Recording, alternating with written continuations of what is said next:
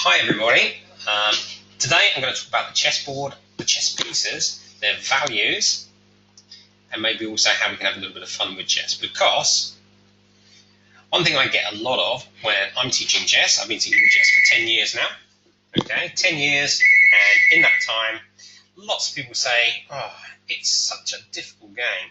But you learnt last week that it's actually not that difficult to learn. It's quite difficult to become quite good at it. So what we've got to do is work out how we can improve our game from not knowing how to play the game whatsoever to being able to play a pretty good game. And for most of this term, that's what we're going to be doing. I think at the end of the term, you'll really be quite surprised at how good some of you guys are. So the first thing I want to do is talk about all these different pieces. So we've got, like you learned last week, 6 different pieces. We've got our rook down here, our knight, our bishop, our king, our queen, and the pawns. So we've got to... Oh, sorry, Courtney, the sound is a little bit sharp. Okay. I'll try to slow down a little bit, but I think that other people are having an okay time with the sound. So we might just need to talk to some other people to see if they're hearing me okay or not. Okay. The pieces... So see how it goes, Courtney, and see if it sorts itself out a little bit. The pieces all have a trading value. Well, except for the kings. The kings don't have a trading value. If you lose your king, you lose the whole game. Okay? But all of the other pieces do. They all have a trading value. And what we have to work out is exactly what that trading value is. How many points is each piece worth?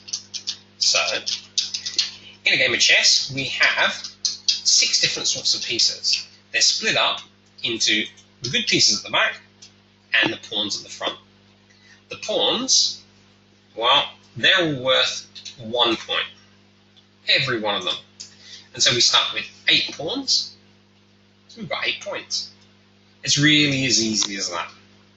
All of the pieces at the back are better than pawns. All pawns can do, remember, all they can do is move forward 1 square, 2 at the start, or 1 square.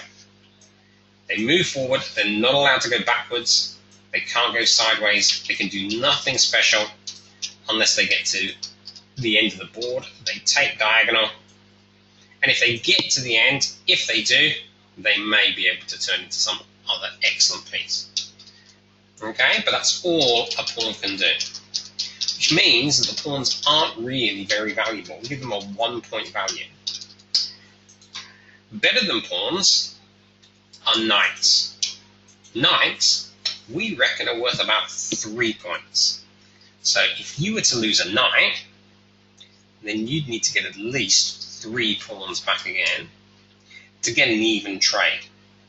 I see a lot of people who take a knight, and they only get 2 pawns when they lose their knight, okay? And they think they're doing good because they've got 2 points, 2 pieces, sorry. So they might have this piece and this piece, but they've lost that one.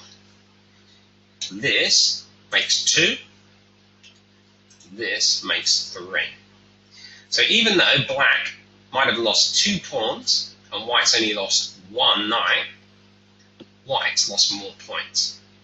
And it's really important to remember that the more points you have, the better things are for you. Points are really important in chess. Really, when you think about it, if you had all your good pieces and your opponent had only their pawns, you'd win really easily because your good pieces would be able to take the pawns from a long way away.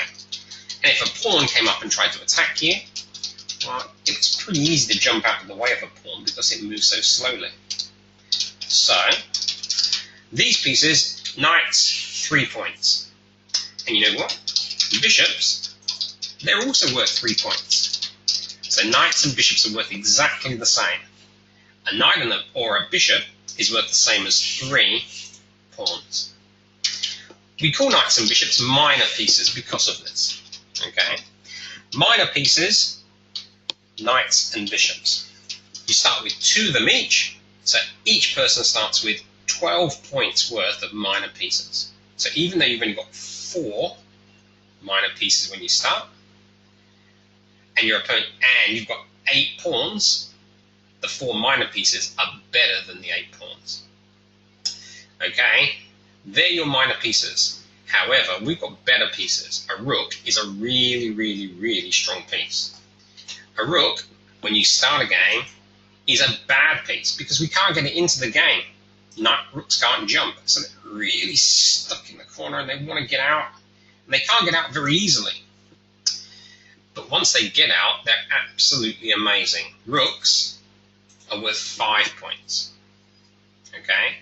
Rooks, once they get into the game, and a strategy that I'll be talking about a little bit later this term is getting your rooks into the game quicker than your opponent. If you can do that, then very often it's the difference between you winning and losing a game. 5 points, your rooks, they are your strongest piece except for the queen. Okay? In fact, if we were to take both of our rooks and put them here in the middle of the board, and we won our opponent's queen, but we lost both of our rooks, we'd be losing more points than our opponent.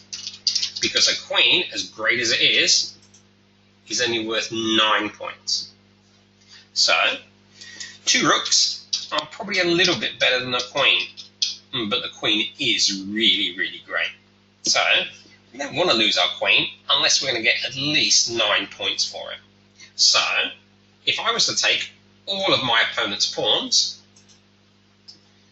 all of them, if I could remove every pawn off the board, there you go, off they go. Go away, pawns.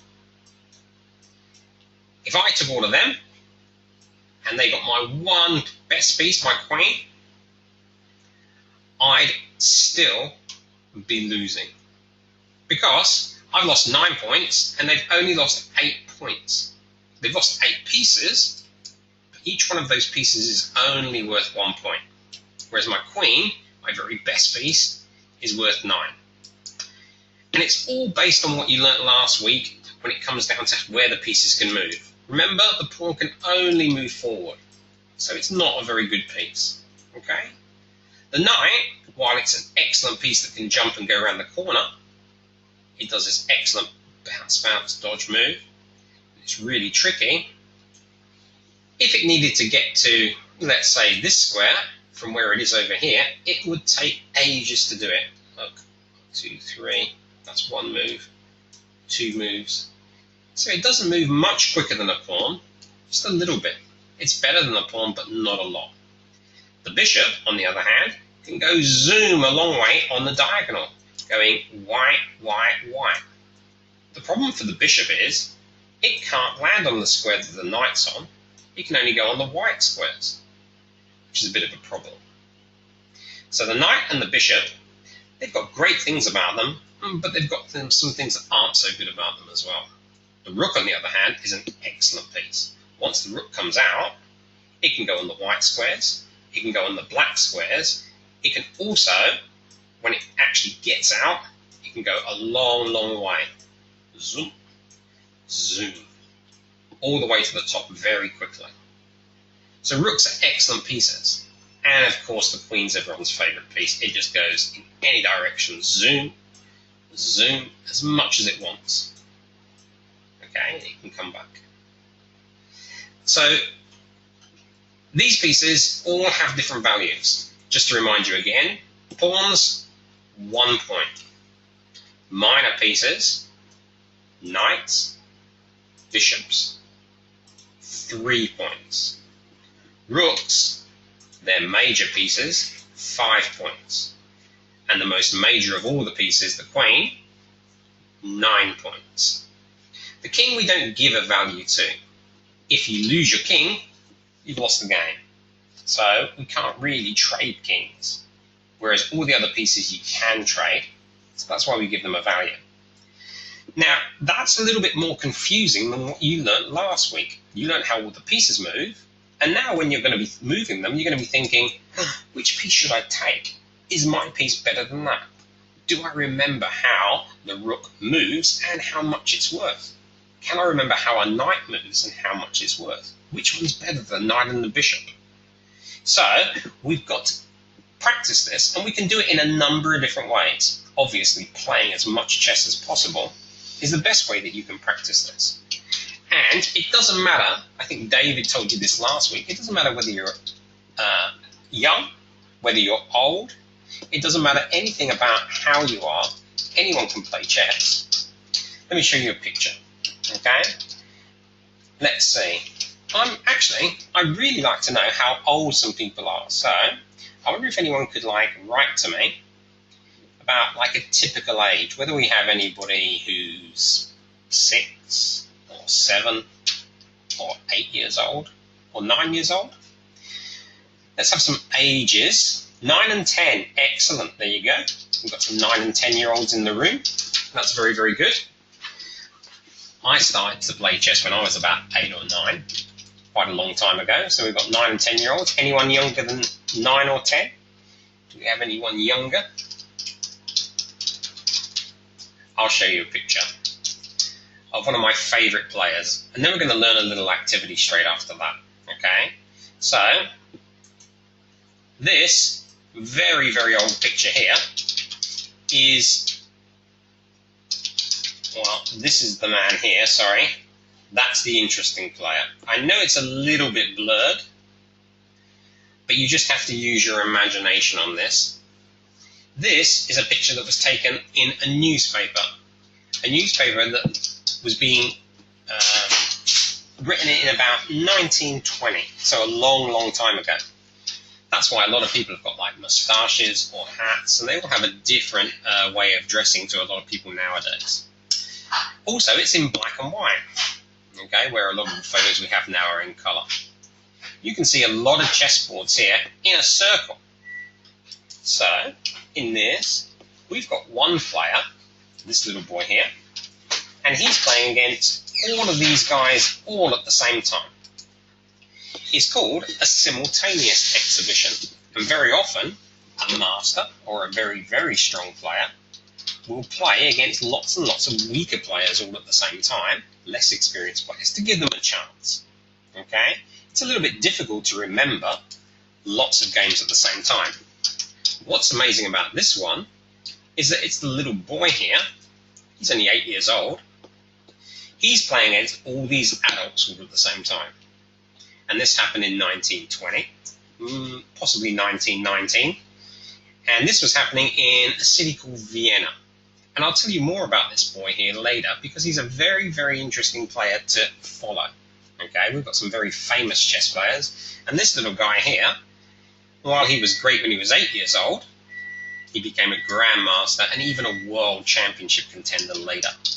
Okay, so when he grew up, he had a very, very interesting life and became a really great chess player. But I wanted to show you this because I'm sure that there are some kids out there who are thinking, oh, I'm never going to be able to beat these older kids or adults. No, that's not true. Okay? I've been beaten by kids. When I was a kid, I beat adults. Anyone can beat anyone at chess. And here, this little boy is going to beat most of these players in this exhibition. It's not how old you are, it's how good you are that's important. Okay? So, going back to this, when we play our games, perhaps it's a little bit easier if, when we start, we make things not quite as difficult as having all the pieces on the board to start with. It's good to learn how all the pieces move, but what we can do to make our lives a little bit easier is do things like, let's play without our minor pieces. So we'll start without these guys. That would make life a little bit easier. It's like a mini game, and it's okay. We could do that. We could do it without the rooks. So it's just queens and kings and pawns against each other. But my favourite mini game is this one. I'm going to show you this one today, if that's okay. It's a game where you can learn and practice just how two of the pieces move. Because in this game, all you need are a queen for one side, your very strongest piece, and pawns for the other side. And if you can play this game, well, this one's a bit of a, it looks really easy. I think you'll find it's quite challenging to play. Okay, I've shown this to lots and lots and lots of kids, and even some very, very strong kids find it quite challenging. So, let me tell you the rules of this game. You remember how the queen moves. The queen can go straight down. It can go across in either direction. It can go diagonally. And it can go as many or as few squares as it wants. It's an excellent piece, and it's worth 9 points. The pawns, on the other hand, they're your worst piece. They can move 1 or 2 squares on their first go, but really their move is just to move 1 square. When they take, rather than landing on top of someone, well, so if this guy moves forward, he can't take the queen right in front of him. He's got to take diagonal. So it would be this guy that's most likely to come forward. And if he could get to there, maybe he's got a chance to take the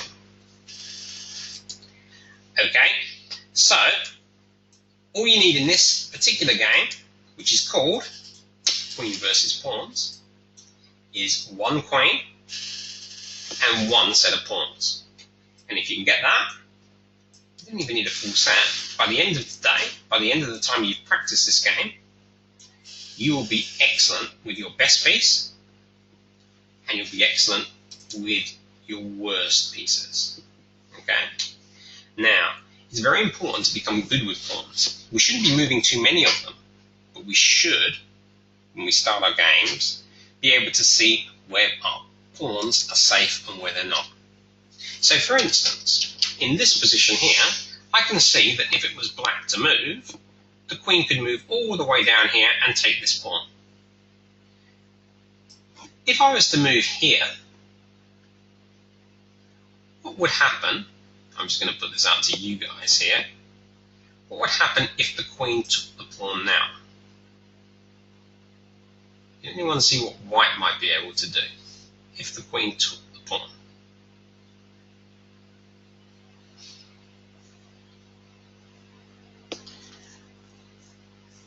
So if the queen landed here, what would the white do? The pawn would take the queen.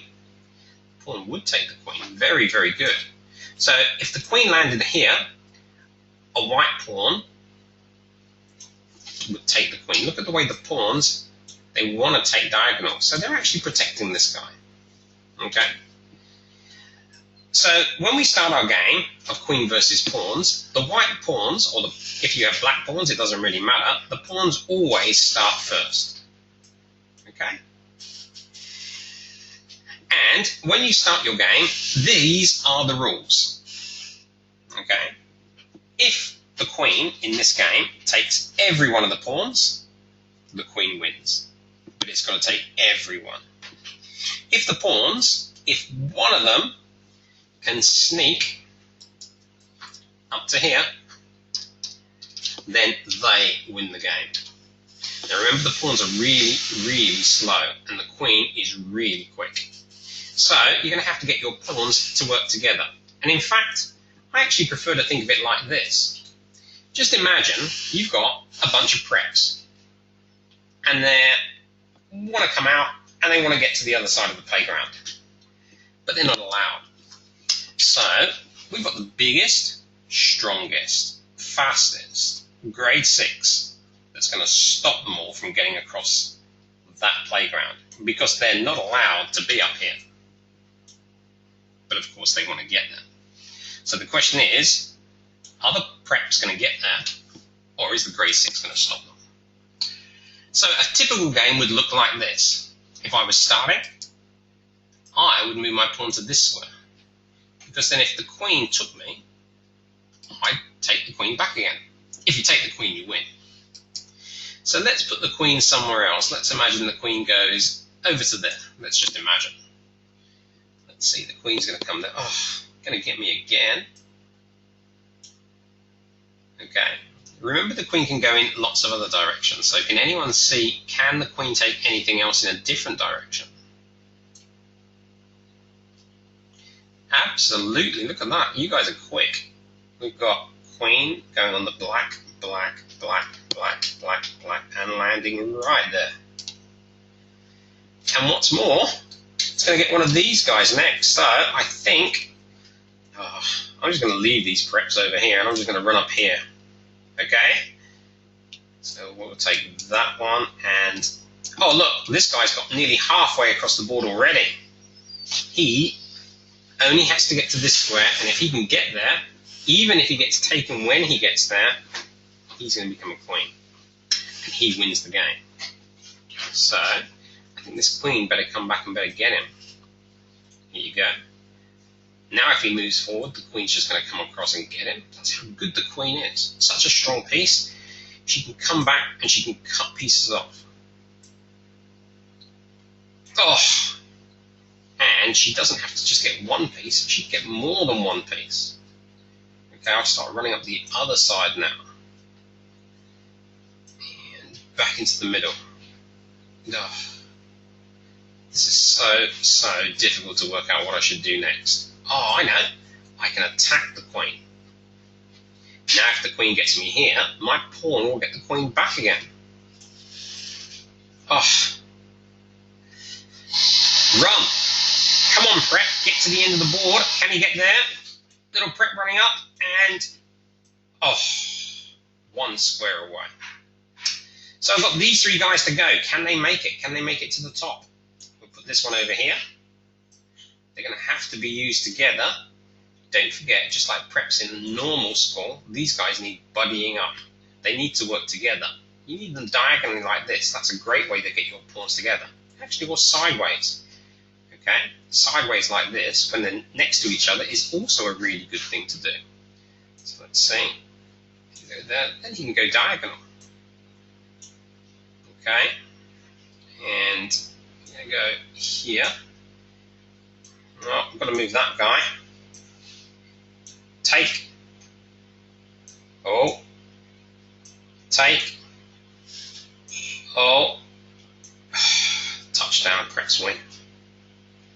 This game is more challenging than it looks, believe me. Even playing with just two pieces, there are loads and loads and loads of ways that this game can turn out.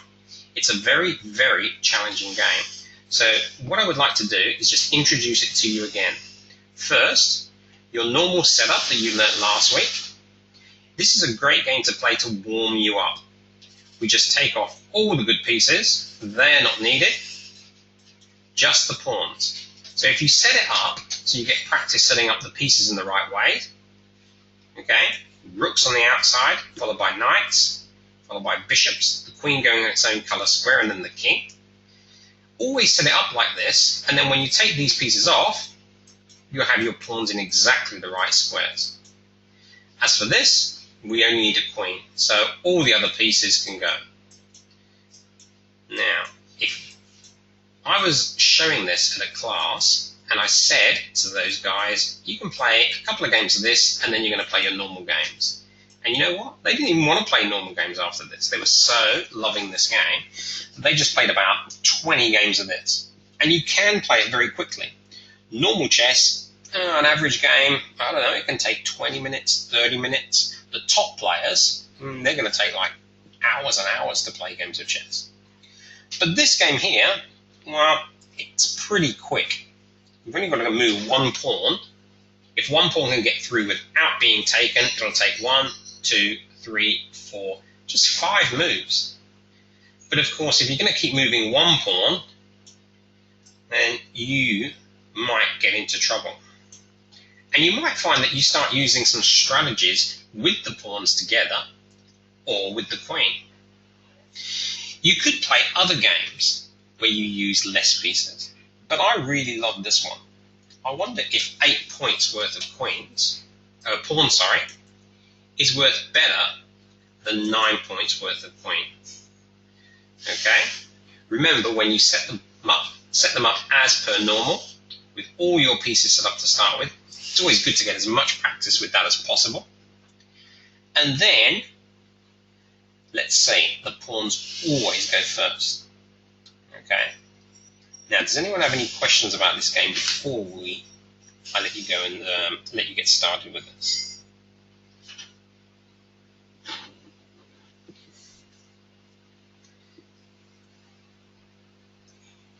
Oh, my explanations must have been absolutely excellent then.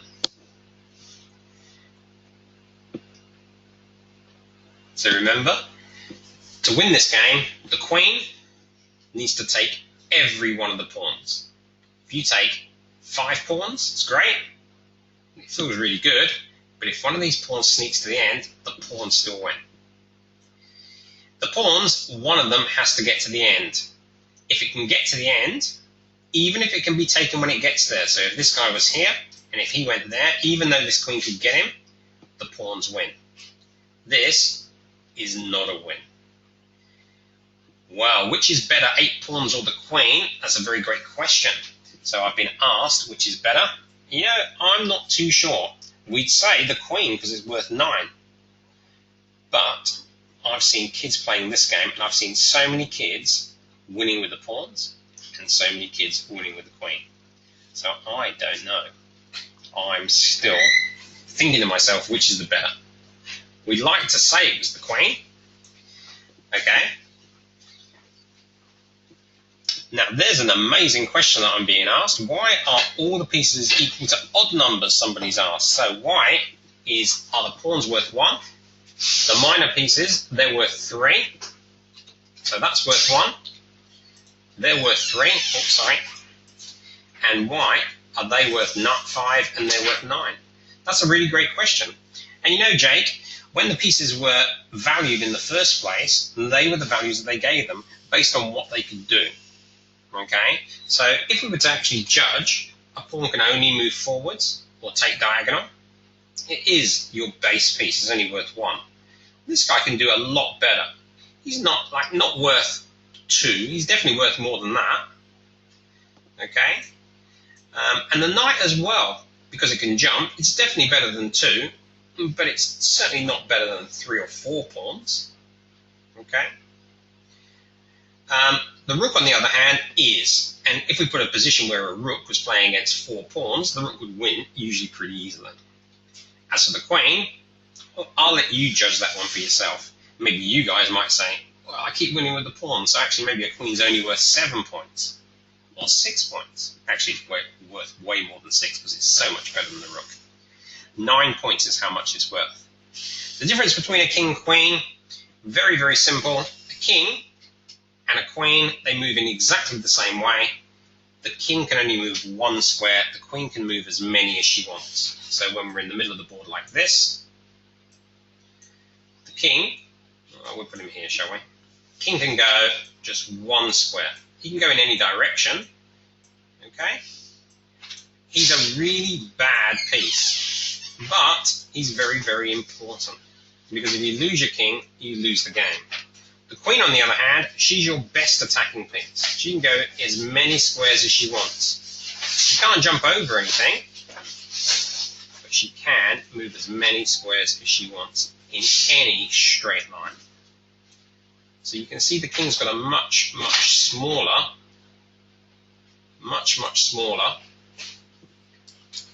sort of way that it can move. The queen, she's much, much stronger in the way she moves. The bishop of the knight, actually then, we'll come to that in a couple of weeks' time. And some people prefer bishops and some people prefer knights. So we don't really know. Okay, the pieces are, in some positions, knights are really good, and in other positions, bishops are really good. Just remember that if you do a trade of a bishop for a knight, then you're probably doing an even trade. You're not being worse. You're not in a worse position. So I'll just remind you again, today your activity for your games, obviously you want to play full games, but it can be a long, long process to play a full game of chess. Not all the games finish.